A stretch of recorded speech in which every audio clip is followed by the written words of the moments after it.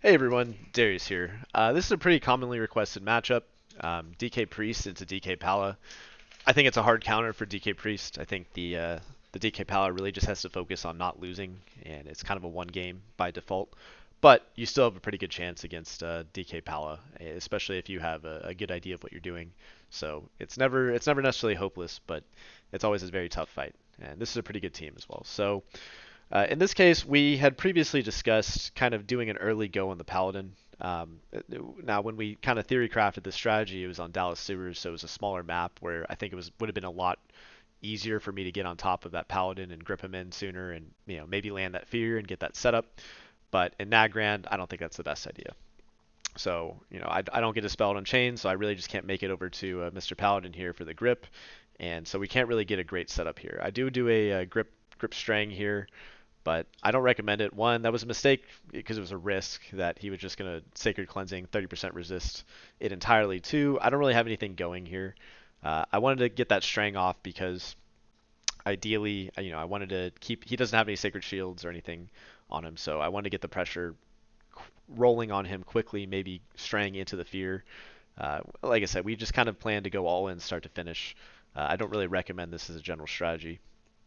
But I wasn't able to get anything going, and he does get the freedom, and unfortunately Shady wasn't able to get it dispelled, so he's going to make it around the pillar, and I'm not really going to have any choice except for to go back and peel Shady. So at this point, the game looks pretty lost. I can't lie. I know the outcome, but it's still a surprise to me that we do manage to get a dub from this, especially with this horrific of an opener. But it works out. We managed to peel. I managed to get some pressure on the pally. We do land that fear. We do force War Mastery. I kind of go for a give because I'm looking at the situation here. I think it's a bit hopeless, so I kind of went for an all-in that maybe I shouldn't have. But hey, sometimes you just got to send it and risk it. But in this case, it wasn't enough. So now it's just focusing on peeling time. Devi has a freedom, but luckily Shady dispels it off, and I think I can keep him alive for a bit. He's pretty low on mana, but I think he should still have his Fiend available. So we still have a chance for another go or two, and maybe we can make something happen with it. So yeah, at this point I'm just peeling, just making sure Devi doesn't kind of just ruin Shady. Devi makes a mistake here, which I actually point out that he put dots on me. So I just kind of let Shady know, hey man, you can save a lot of mana by just palm bouncing both of us with these dots. So there's the palm bounces. Yeah, no, back and forth. No. So Shady's totally fine. Even though he's low on mana, he's not really losing any at this point because he's able to recover to those palm bounces. And so, yeah, once again, it's just a peeling game. Um, I'm staying on top of Devi. I'm kind of at this point, we switched from the comms during the game was switching from that initial push strategy to kind of treating it like War Pow, where where I just kind of bonk Devi behind the pillar and keep line of sight of the pally. Um, so that's what we go for here. He does get a freedom, but we decide to capitalize on this freedom. So he does get the freedom to stay offensive, which is good for them typically. But since Racials use the freedom here in this offensive way, I can punish him because he no longer has it available defensively. So the setup's pretty prime right here for the Grip Fear. Unfortunately, I think it's due to a bug that this Fear misses, or not necessarily a bug, but just poor scripting by the small Indian company that codes this game. Basically, I don't think the position updated between there's like a little trick basically when you grip someone in, the position doesn't necessarily update. The game still thinks he's over here, which is actually why you see the immune here, I think on the screen. So the fear doesn't go off even though it was theoretically in range. It's just one more setback. We have plenty of setbacks this game, but whatever, never give up. Just always keep playing through. You never know what's going to happen. So we peel at this point. Now Shady's going to die here if I don't get Devi off him. Luckily, Devi doesn't have freedom available, so I actually can get some distance between Devi and Shady and allow him to recover.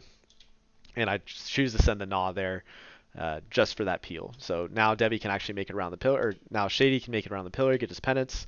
I chains him a bit. I just spam Desecration and chains, and I'm just trying to let Shady recover for a bit.